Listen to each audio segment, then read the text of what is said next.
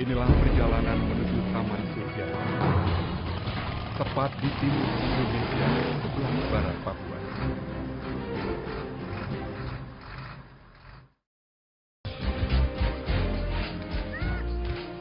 Pegunungan Arfak, pesonanya memang sudah mendunia. Bidadari-bidadari cantik yang bertengger di alam Arfak telah diceritakan dari petualang ke petualang lainnya. Dan ini adalah giliran kami.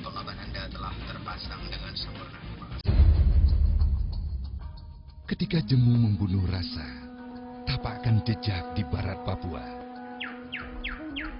Flora, fauna dan panorama alamnya membuai mata dan hati siapa saja.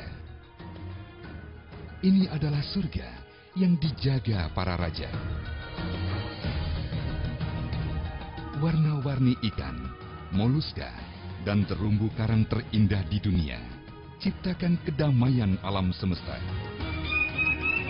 Keindahan dan keunikannya menjadikan kita pujangga ketika bercerita tentang samudra dan rimba belantaranya.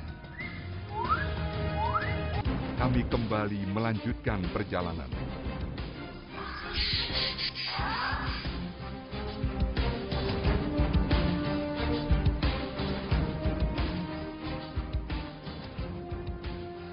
Kami tiba di Kampung Shobri.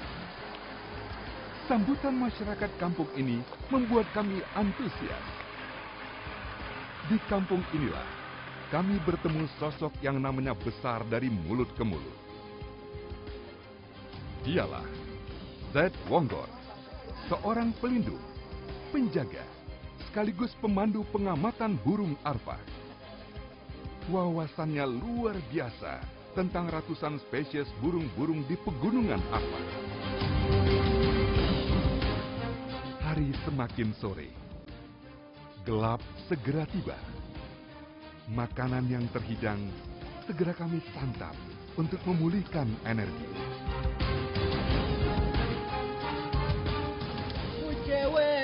Malam tiba.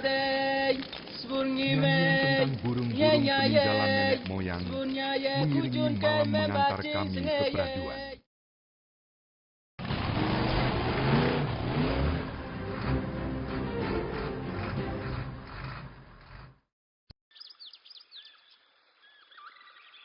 Matahari mengintip dari balik dedaunan. Pagi telah datang. Kami lanjutkan perjalanan. Semangat kami iringi dengan kerendahan hati. Suara alam jadi romansa paling indah yang pernah kami rasakan. Di mana kami berada? Pegunungan Arfak, bak teras Firdaus, di mana bidadari-bidadari bercengkrama.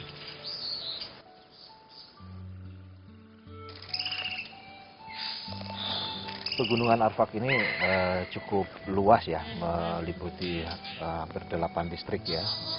Salah satu kawasan yang ada di sini telah ditetapkan menjadi cagar alam oleh Menteri Kehutanan pada tahun 92 ya. Lalu ini surat keputusan Menteri Kehutanan nomor 783 tanggal 19 Agustus tahun 92 ditetapkan sebagai cagar alam.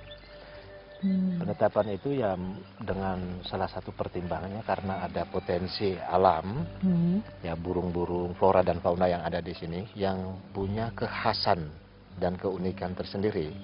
Ya, di sini terdapat sekitar 320 jenis aves ya, jenis burung. 8 jenis diantaranya merupakan jenis endemik. Salah satunya ya ini burung pintar burung ini ya pintar Pak ya, ini, atau Amblioris inuratus ya. Burung ini memiliki keunikan mampu membuat sarang peraduan, sarang untuk kawin gitu ya. Jadi sarang bertelur dan sarang tempat tidurnya bukan di sini, di pohon. Nah ini untuk merayu. Jadi burung pintar ini dikenal sebagai burung rajanya perayu untuk betina gitu. Untuk betina. Nah dia menata dekorasi sarangnya sedemikian rupa sehingga untuk menarik perhatian betina. Disinilah mereka bercumbu dan kawin. Jenis lainnya adalah Westparotia, gitu ya. Parotia sevillata. Itu satu jenis burung lagi yang cukup menarik karena dia bisa menari, ya, seperti menari balet gitu ya. Hanya untuk menunggu atraksi-atraksi tarian itu kita harus bersabar gitu ya. Harus bersabar menunggu tarian-tarian itu. Nah, burung-burung ini telah menarik minat wisatawan mancanegara, khususnya pengamat-pengamat burung, untuk datang ke tempat ini.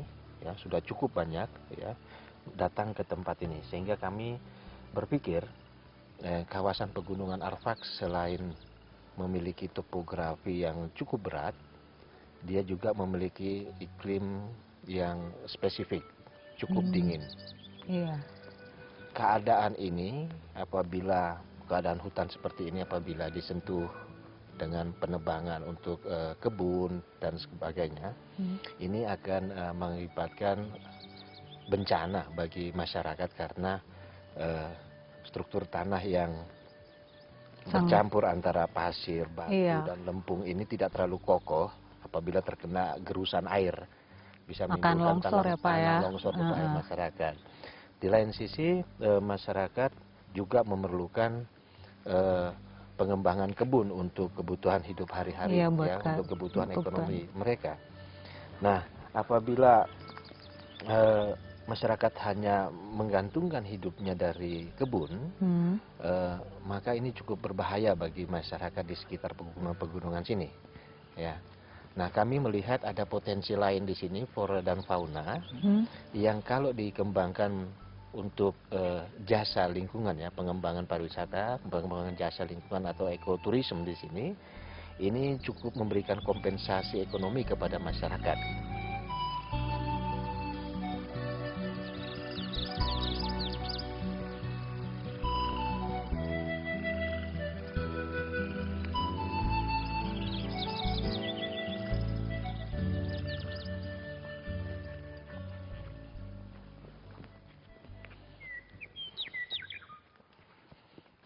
Ini cendrawasih parotia punya tempat main. Ini dia bikin banyak karena kalau bikin banyak dia punya gunanya karena itu jantan muda nanti datang. Betina datang untuk kawin, jantan muda nanti datang juga terganggu, akhirnya dia siapin di sana supaya kalau jantan muda mau datang dia harus jauh di sana, jangan di tempat mainnya karena tempat main untuk betina dan jantan tua. Oh, buat jantan tua sama betinanya ya Pak ya. Berarti dia pemain di sini ya Pak ya. Kalau misalnya kita diri di sini, burung cendrawasih datang nggak ya Pak? Kalau kita di luar dan dia datang, ini ada sesuatu yang pele-pele, dia ada orang banyak yang pele, dia punya tempat main, dia tidak bisa turun, dia harus terbang, dia pindah jauh. Makanya itu harus bikin pondok. Bikin pondok itu tutup rapi dan kasih lubang supaya kita di dalam saja. Ya, kita di dalam saja untuk kalau dia turun dansa tidak kelihatan apa-apa, oke, dia senang untuk dansa. Pondok ini dibuat Pak Syed bukan karena inisiatif karena ada wisatawan, bukan. Sebelumnya dipakai untuk berburu, gitu ya. Nah, kemudian dengan adanya turis yang tertarik melihat atraksi burung di tempat ini, di lapangan ini, Pak Syed kemudian merasakan ada manfaatnya dari wisatawan dan mengalihfungsikan tempat berburu ini menjadi pondok intip untuk mengamati burung-burung yang sejak tahun 91 sampai sekarang. Nah, pondok-pondok ini sudah tidak berfungsi lagi sebagai pondok berburu, tetapi sebagai pondok pengamatan burung-burung untuk melayani turis-turis yang datang ke sini.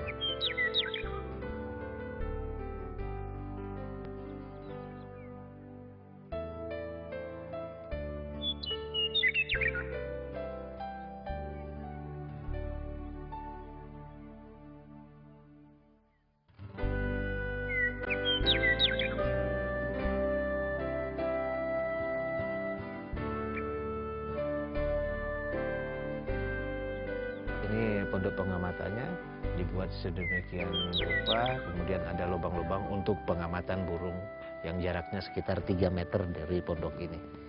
Jadi kita mengamatinya dari sini sehingga burung tidak takut nanti pada waktu mau bermain di pelataran tempat bermainnya itu.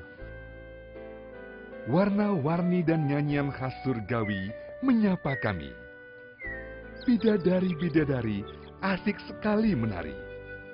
Arfak, rangkaian ketakjuban persembahan Tuhan di timur Indonesia, sebelah barat Papua.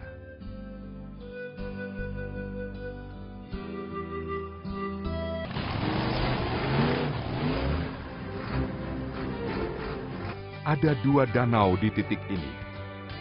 Danau laki-laki atau Anggi Giji dan danau perempuan atau Anggi Gita yang letaknya berdampingan karena berada di Bukit Kobre di area danau laki-laki. Kami berada di Bukit Kobre di area danau laki-laki. Kami semua mencoba menyatu dengan alam, menikmati keanggunan air danau dan hijau yang memagar. Suka. Ya selain motor tadi, kita juga punya komunitas sepeda yang mereka punya aktivitas outdoor untuk bersepeda di pegunungan Arfak Kobre. ini ya, Pak, ya? Arfak ini ya, ini puncak Kobre dengan panorama alam Danau Anggi ya. Gitu. Luar biasa. Dan ini juga penuh tantangan ya Pak, memasuki pegunungan Arfak ini ya Pak ya. Mereka punya perjuangan dari Manokwari hingga ke perbukitan ini luar biasa. Iya, luar biasa sekali. Oke, kita nanti bisa nikmati yang lainnya juga ya.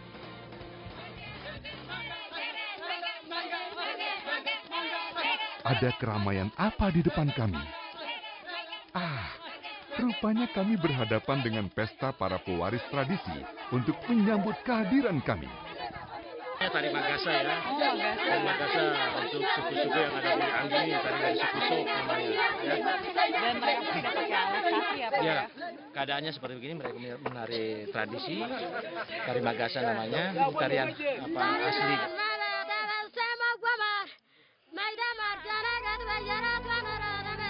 Pegunungan Arfak telah menyambut kami dengan cara yang luar biasa. Menyuguhkan apa yang mereka miliki, apa adanya. Inilah yang disebut anugerah.